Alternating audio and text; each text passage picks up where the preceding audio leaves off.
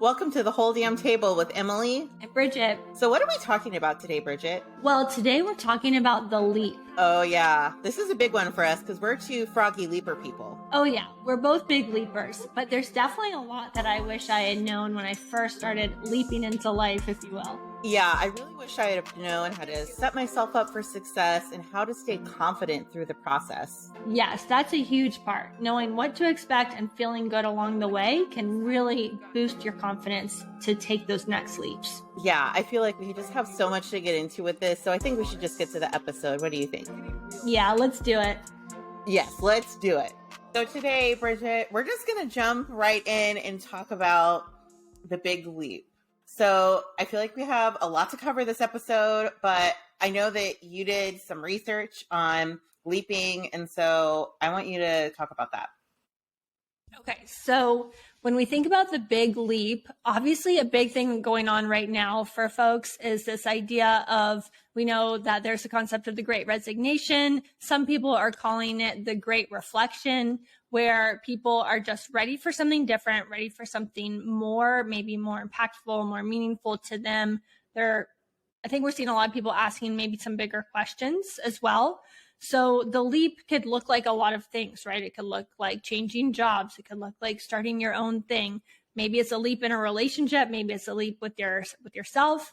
But in researching what's going on with people right now, even before the pandemic, when polled, so 69% of people feel trapped in the same routine, and only 3 out of 10 were actually reported that they felt happy with their lives. So some of the things that the reasons for that is they said that they wanted a change in their behavior. They wanted a new job, new body, new environment, a new sense of purpose.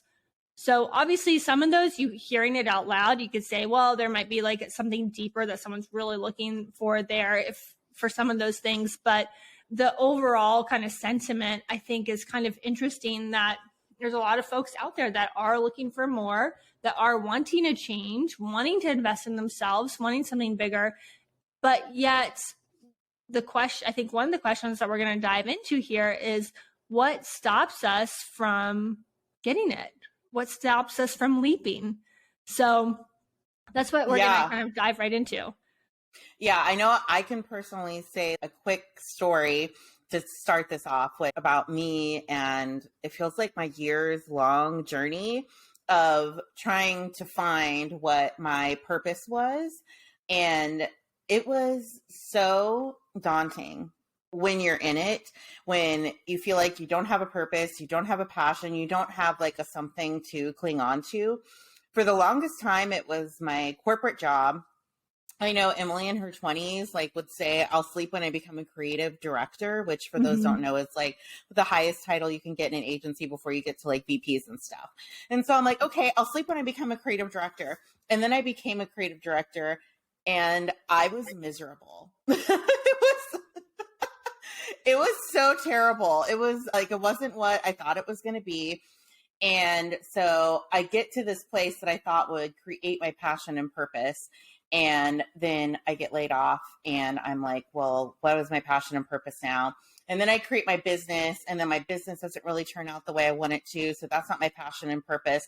And so then I'm like, well, shit, like, what is it though? So then it was 2 years of me going in, and every week I would talk to my therapist and I would be like, I don't know what my passion is, what my purpose is. I don't know. And I'm feeling very unsettled, not knowing what it is. I just feel like that there's this hunger inside of me that really wants to know what the passion and purpose is so that I can be able to dive into it.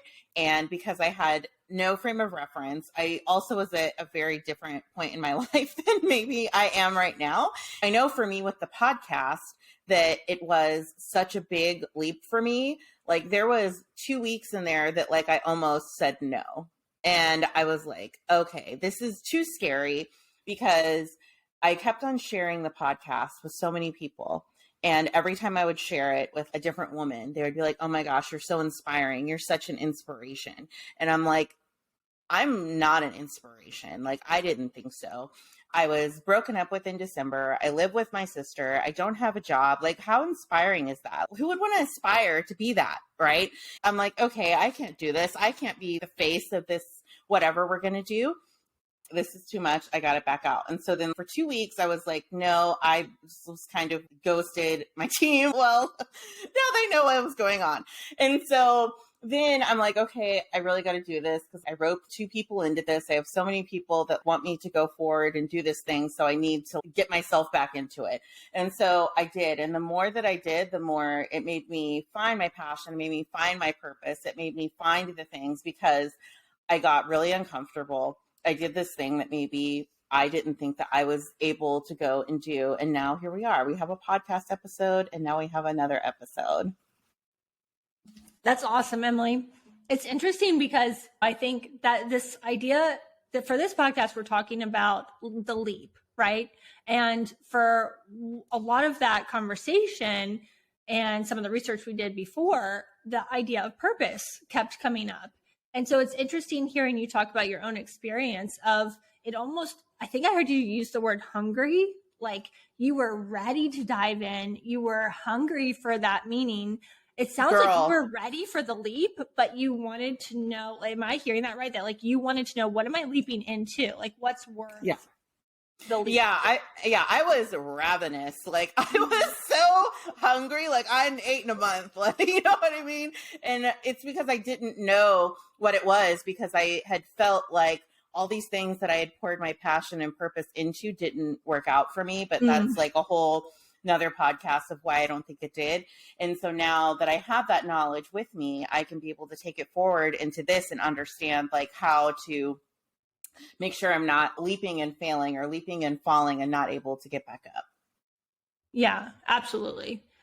Was there anything that you, when you were kind of searching for your purpose, was there, and I know you said you'd talk to your therapist about this a lot, like it sounds like you went on your own personal journey to find what really matters to you, what really is going to stick, because you are a very passionate person. I mean, you'll give your all, you gave your all to becoming a creative director, you gave your all to starting these businesses. And then once the podcast started, I know there was some friction or resistance there when it got scary, but you still were clearly giving your all. I mean, I've just put like so much into it already. So was there anything that throughout that process, any advice you got or any experience you had that helped you to kind of keep going and keep leaping? So I know with this particular leap into the podcast, I did a couple different things. So the first thing I did is that whenever I was feeling a little bit nervous or scared about me taking this leap, I called on what I call like my board of directors.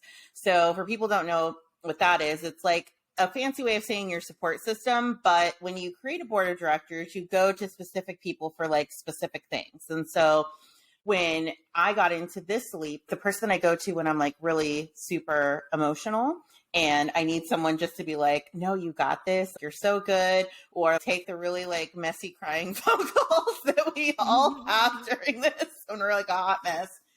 So definitely assign the board of directors, find people that you know you can be vulnerable with and can also be there and support you.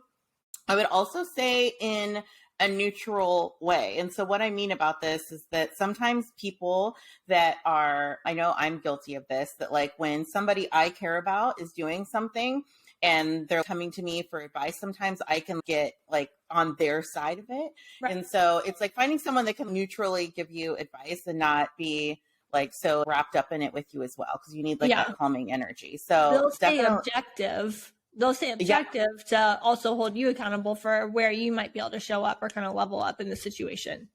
Yeah. Do you have any board of directors, Brigitte? Yeah, absolutely. So it's funny that you brought up the board of directors as being one of the kind of ways to successfully take the leap, or one of the things that could help you, right? Because I feel like that concept has been coming up a lot recently. It reminds me of Napoleon Hill in Think and Grow Rich. That's one of the things he recommends, is that you have this board of people that maybe you look up to, you resonate with, maybe they're kind of aspirational, And from his perspective, you don't actually have to know them. They can be from history. They can be someone else that you've never met but look up to. And you just kind of are keeping them in mind of what advice might they give in this situation.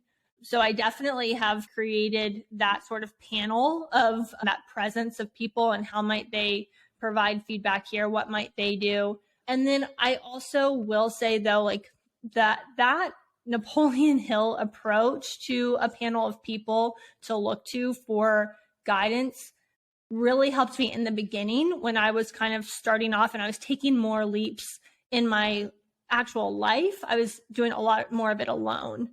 And the more leaps I took, the more I put myself in situations where I was meeting people that were closer and closer and closer to where I wanted to be going, to the point where then more and more people in my actual real life became my panel. And so now I feel like there's a lot more people around me that I can go to for advice or I can go to for inspiration, but I can also now have more people to work on things with that hold me more accountable.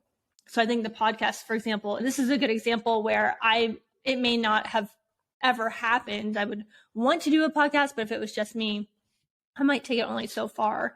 But when there's other people that you're showing up for, kind of like what you were saying, where when it gets scary or when you think I'm not the one to do this, well, if you've already committed to other people and they're showing up at a certain time, then you're going to show up at that time too. So yeah, I think that idea of like a committee or panel from the accountability aspect is really, can be really powerful too when you're doing things that are not comfortable or might be more challenging. Yeah, it's definitely setting up that support system. I think, first of all, before you even take the leap, is just going to set you up for so much more success for when you do actually take that leap. But just telling your support system or your board of directors or whoever they are to you and telling them like what you want to do and how they can best support you. I think that's really crucial to be able to like set those boundaries in as well. Cause I know that sometimes people are going to want to give you advice and you're like, I don't want your advice on this right now. I just want you to listen. And being able to tell them that up front, because I know I'm guilty of that, of being Dr. Filler, where I just give advice to everybody. And instead of just being like, oh, that sucks, or, oh, that's great. That's a great question of like, when someone's coming to you as someone on your committee, do you want me to help or do you want me to listen? Because this can be two very different things. Yeah, I fall in the exact same boat. I have to remind myself that sometimes I'm just here just to be here, not to provide advice.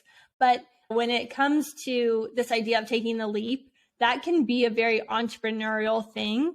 That can also just be a personal thing, right? If you're into personal growth, if you're into development and you want to keep pushing the boundaries and seeing what else is possible in terms of that idea of kind of like potential and reaching your potential, then that can go almost more into kind of that idea of like life design or just stepping into that role that's a little bit more exploratory and impactful. And so that reminds me of a quote that basically says, great entrepreneurs listen for advice, they get ideas from everywhere, and then they do exactly as they please. So I think I love that quote personally because I use that all the time in my job of even from the product side, you're constantly going out and getting advice from other people and getting other perspectives because you are supposed to come in very humble. Like you're supposed to be a very humble expert in that you are constantly surrounding yourself with people that know so much more than you do about any given different scenario. So you're constantly asking them for their perspective, what they're seeing. But then at the end of the day, you're the one that has to make the call. You're supposed to gather all that information so that you can make a really good decision. And you ultimately are kind of the owner of that decision. Like if it works or doesn't work, it's on you because you went out and became informed enough. So I think that too is like a huge part of taking the leap, right? Is being willing to get out there and ask questions, being willing to get that inspiration and ideas from all these different places. But at the end of the day, kind of saying, but I'm not going to get hung up on any one advice or any one perspective. At the end of the day, I'm going to kind of execute and decide what's the right route for me based on what I'm hearing and seeing. Yeah. And also I feel like that in that process, you have to be a little bit vulnerable, right? Oh yeah. With I'm really good at this, but I am not really good at that. Where, like for our producer, Ivy, for example, she is like numbers, spreadsheets, those sorts of things. I am not those things. And so it's understanding where is your genius zone lane and how can you stay within those barriers, but then also understand that during the leap, you're not going to know everything, but also understanding that I am a smart person and everything is figure outable. Like I have gotten to this point in my life, I have experienced all of my worst days and I have been able to overcome all of my worst days. Obviously, I'm still here. Haha. And so, and so it's like, I'm here and I'm doing okay. Yeah. So it's understanding like, what is that vulnerability and also understanding that like, it doesn't have to be perfect, right? So it's like with this podcast, do I see all these like great things for it? Sure. But like we'll get there eventually, but being able to understand that your vision and your mission and getting it out to the world is the most important thing. And it doesn't have to be in this cookie cutter type of way. Cause I know when I very first started my business, my first one, I felt like I needed to have this perfectly curated art directed background because everybody had that. Like they had the most stunning, beautiful Martha Stewart living background of their videos that they would shoot in front of. And I did not. And so I spent all this time, all this money to create this perfect art directed background, thinking that that would make me want to do video. And that didn't do jack shit for me. That just made me very intimidated because I'm like, I have this perfect background, but like, I'm like a hot mess sitting in the middle of it because that's my brand. You know what I mean? So it's like finding what resonates with you. Like what's your true, what environment is going to feel the best for you? Whereas someone might, that's, if you're like a Virgo like myself, having that more curated thing might make them feel more prepared and ready. What are you, Emily? Just side note. Side note, I'm a Taurus sun, Pisces moon, and Leo rising.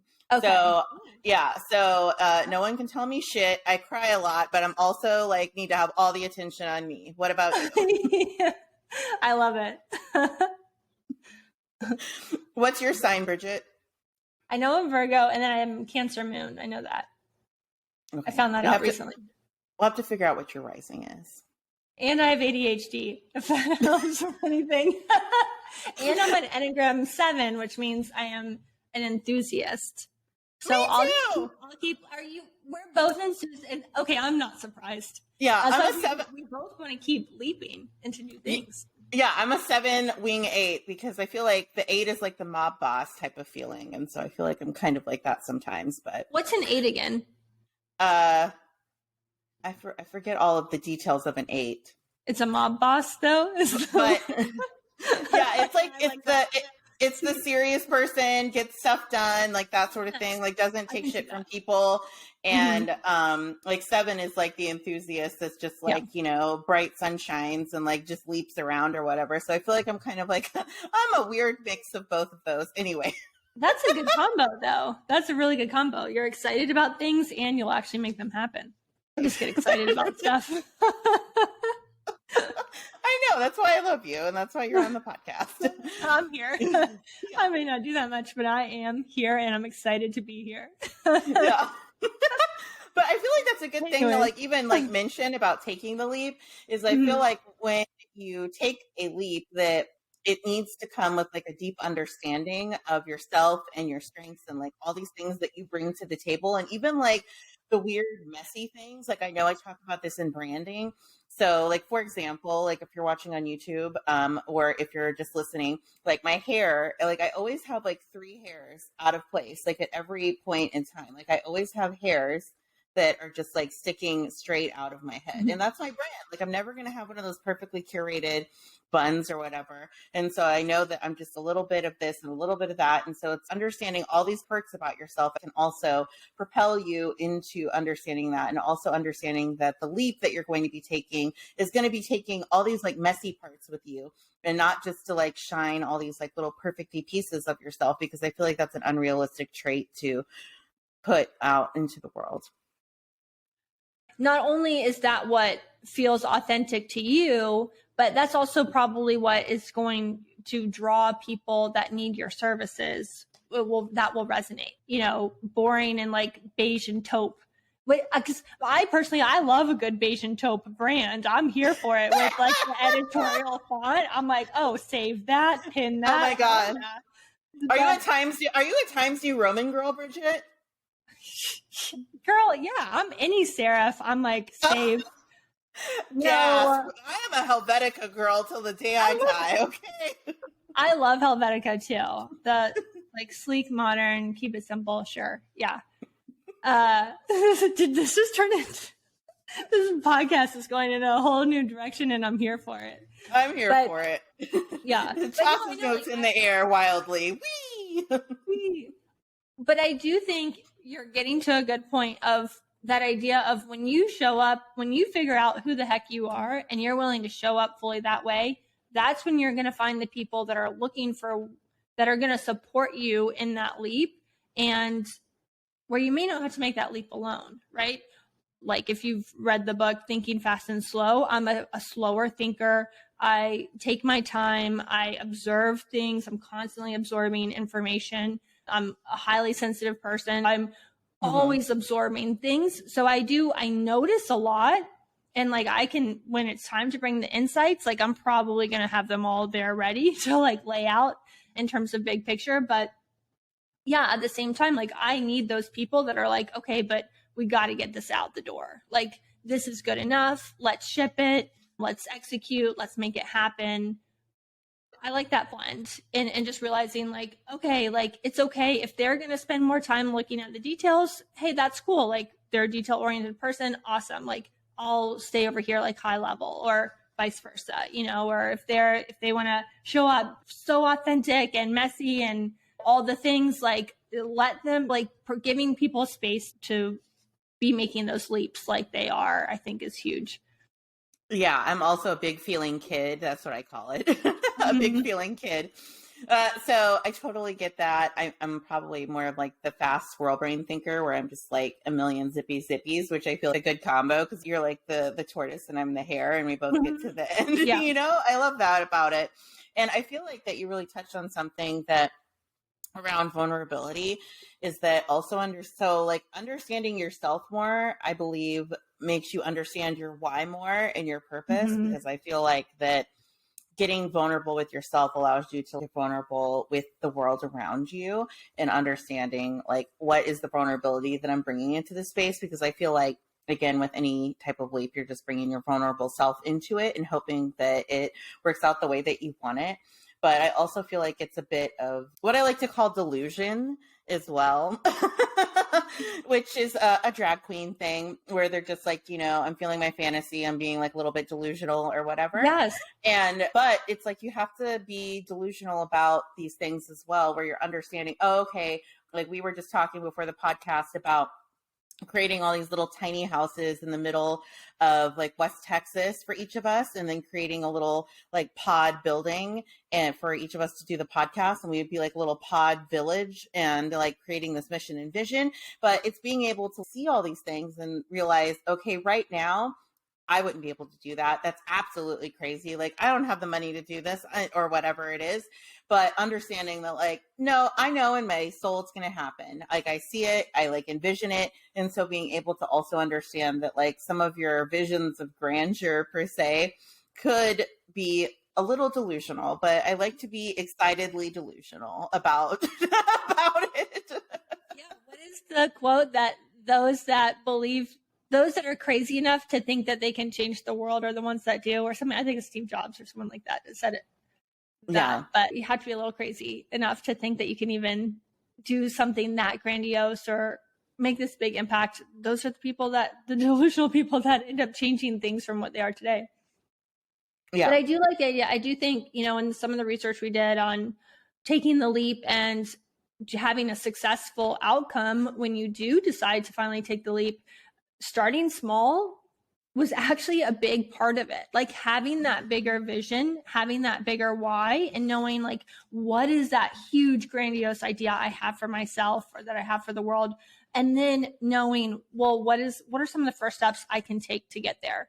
And we've seen that even with the podcast, right? Like we have all of these really exciting ideas of where we want to go. We have ideas even for like 6 months, maybe more out the road. And for me, I think the product manager in me keeps coming up where I'm like, okay, awesome. We have these like big ideas. We know what we're going towards. Let's put them in let's put a lot of those ideas in the backlog for 6 months out. And let's focus on like, what can we do this week to start to build towards that?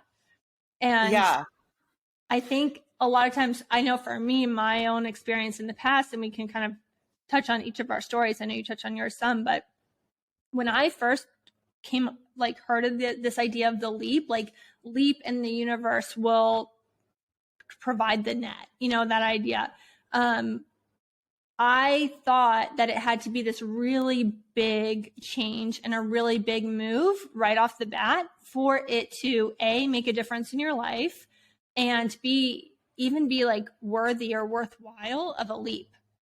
Yeah, and I'll even say that like whenever I've heard like, leap in the universe will catch you, I'm just like, that's such bullshit. I'm like, I just didn't believe it. And then like now I'm here and I'm like, oh, okay, I kind of see what you were saying. Yeah. It's like when you look back, you're like, oh, I get it. It's like kind of this idea of like having faith. But to me at the time, I thought it's like, oh, just one big leap and someone was going to catch me. And that absolutely did not happen. Like, oh my God. It reminds me of like, I fell, I kind of figured it out. I was like, okay, I was being like held the entire time to a certain extent, but I didn't feel like it at the time. It reminds me in Mean Girls, like when like the girl like falls off like the thing and no one catches her. The trust fall. Yeah, they're like the trust fall, but like universe don't trust your ass, girl.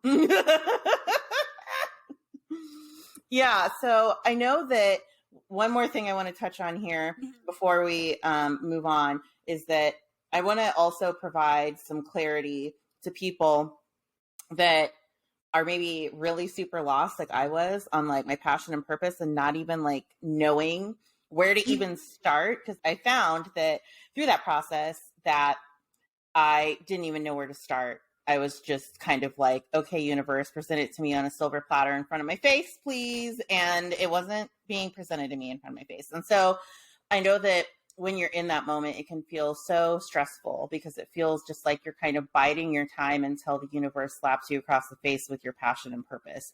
And you're just like wasting time, or at least that's how I felt. And so I know for me, a couple things that like I did, and you can also share maybe some that you did, like as you were kind of trying to like search for this passion and purpose, is that I like went back and asked myself, what are things that I truly enjoyed that maybe weren't even job related?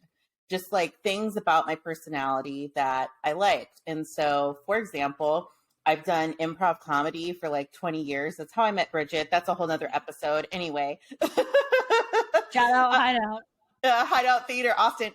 And so I went and I'm like, okay, what do I like to do? I like to be on stage. I like to be a performer. That's like something I've done forever. So I'm like, okay, I'm a performer person. I like talking. And so like, how can I be able to utilize that? So I found some networking groups where I could be able to go and meet some new people, put some new faces in front of my face. I also tried to, create those connections, which I also did through going back and like doing some more improv stuff, is to try to find new people, find connections. Luckily I did, because I found the beautiful Brigitte. Another thing was I was listening to another podcast, and it's like, well, you need to look at the process and understand, because I thought that I didn't want to do branding or design anymore. I thought I was just like over it. But when she said, just look at the process, because the process may be broken, but you're probably not. You're not the broken one. The process is the broken one. You still have this love for the thing, because you spent so many years putting this time and energy into something that you love, but maybe it was the environment, which it was the environment that really broke me and my love around that.